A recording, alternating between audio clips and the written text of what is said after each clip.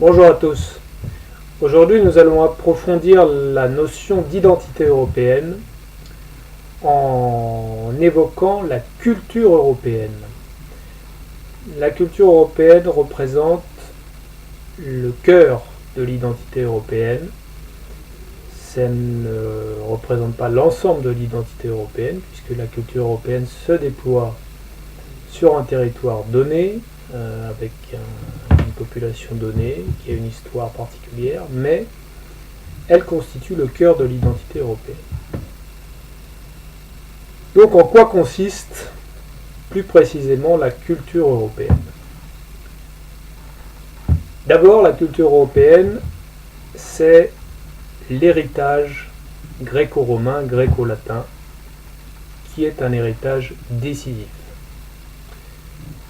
C'est un héritage décisif pour la philosophie, pour les sciences, pour l'administration, pour le droit, pour l'organisation de l'État et pour la mise en place d'infrastructures de base en Europe qui ont ensuite contribué au développement économique et social de l'Europe, notamment à travers les routes et les infrastructures d'eau que l'Empire romain a mis en place. Donc l'héritage culturel gréco-romain, c'est un héritage décisif pour la culture européenne et c'est le premier élément qui constitue cette culture européenne. Sans cet héritage, la culture européenne ne serait pas ce qu'elle est et n'aurait pas pu connaître le développement qu'elle a connu. Donc l'héritage grec puis romain, grec, hellène, puis romain, c'est quelque chose de central et de décisif qui recouvre l'ensemble des pays d'Europe. Parce que même si l'Empire romain a diffusé la culture grecque et hellénique et romaine uniquement sur les parties d'Europe où il était présent, eh bien, à la suite, d'abord, quand les tribus germaniques ont commencé à s'implanter à l'intérieur de l'Empire romain, elles ont commencé à se romaniser. Comme les Gaulois s'étaient romanisés, ensuite les Germains se sont progressivement romanisés. Alors, une partie des Germains qui étaient restés à l'extérieur de l'Empire, eux ne l'étaient pas.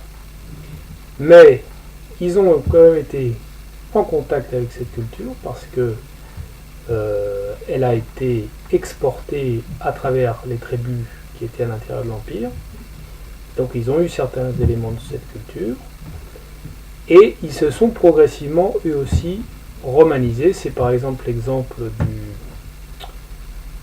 de la bataille qui a vu la destruction de 3 légions romaines en Germanie, avec un chef à la suite d'une bataille qui a été menée par un chef germain. Et ce chef germain avait été formé militairement et administrativement par les Romains. Dans sa jeunesse, il avait passé sa jeunesse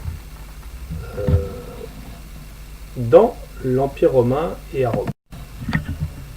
Le nom de cette bataille, c'est la bataille de Varus, et le nom du chef germain, c'est Arminius. Mais la romanisation et la diffusion de la culture grecque, hellène et romaine ne s'est pas arrêtée là. Parce que quand l'Empire romain s'est effondré, pour diverses raisons, notamment parce qu'il avait à faire à des guerres incessantes avec la Perse, pression des tribus germaines, une modification de son système social, eh bien, les tribus germaniques se sont installées, ont envahi ce qui restait de l'Empire romain, ont pris le dessus sur lui, mais elles ont adopté la culture gréco-romaine, notamment à travers le christianisme, parce que le christianisme s'est développé dans l'Empire, et à travers ses enseignements, ses écoles, ses valeurs, il a diffusé une partie de la culture gréco-romaine. Donc les tribus germaniques, quand elles se sont christianisées, elles se sont aussi romanies.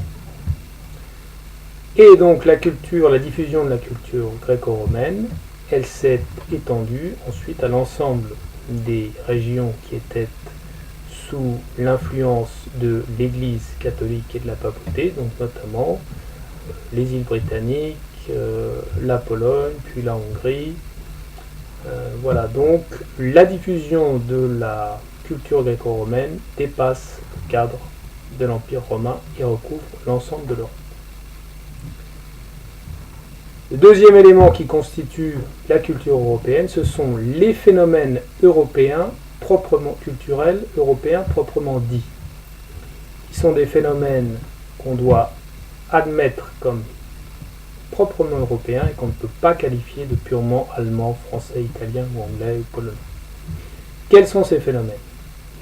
Eh bien, c'est d'abord la réforme. Le catholicisme, dans une certaine mesure, bien qu'il était en grande partie le produit de l'Empire romain, la réforme, qui est née en Allemagne, mais qui s'est diffusée ensuite en Suisse, en France, en République en Tchéquie, dans les îles britanniques. La Renaissance, qui est partie d'Italie, qui est un progrès intellectuel, scientifique et technique, en partie basé grâce à un retour aux sources antiques. Et bien ce progrès scientifique, technique, artistique, intellectuel, il est parti d'Italie, mais il a touché l'ensemble de l'Europe. Ce n'est pas quelque chose qu'on peut qualifier de purement italien. La réforme, pareil, c'est quelque chose qui est européen. Le phénomène des Lumières, ce n'est pas quelque chose de purement français, anglais ou allemand. C'est quelque chose qui est présent sur l'ensemble du continent européen. La révolution industrielle, c'est pareil. Ça a débuté en Écosse, mais ça ne peut pas être considéré comme un phénomène purement écossais. C'est quelque chose qui est vraiment européen. La sécularisation, c'est aussi quelque chose de vraiment européen. Donc on a affaire à un ensemble de phénomènes culturels qui sont avant tout des phénomènes culturels européens. Et ces phénomènes culturels sont des phénomènes culturels majeurs. Ce sont les phénomènes culturels les plus importants pour la vie des sociétés et des individus en Europe. Et ça constitue donc le deuxième aspect de la culture européenne. Le troisième aspect de la culture européenne, ce sont les influences mutuelles massives entre les cultures locales. Ces influences sont tellement importantes qu'on n'arrive plus à vraiment distinguer ce qui relève de la culture locale ou ce qui relève d'un ensemble culturel européen. Vous avez par exemple Goethe qui a pris Shakespeare comme modèle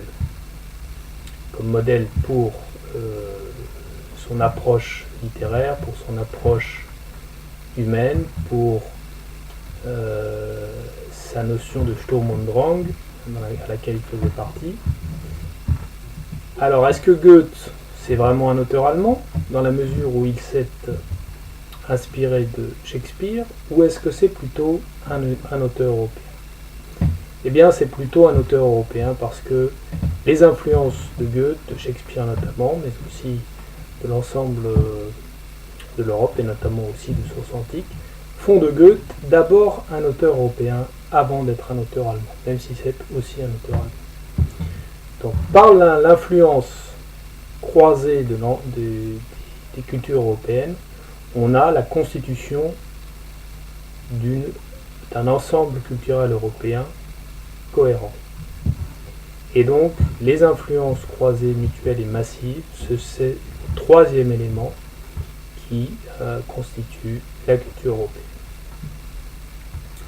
Donc, la culture européenne, par l'importance décisive des sources culturelles gréco-romaines pour l'ensemble de la vie des sociétés et des individus, par l'importance des phénomènes culturels proprement européens, toujours pour la vie des sociétés et des individus, et par les influences massives entre cultures locales européennes, eh bien la culture européenne constitue la principale culture en Europe.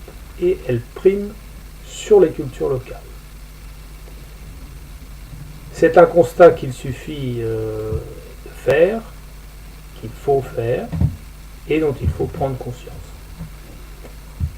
Une fois qu'on a pris conscience de l'importance de la culture européenne et de sa primauté, eh bien, on commence à comprendre qu'on a avant tout une identité européenne.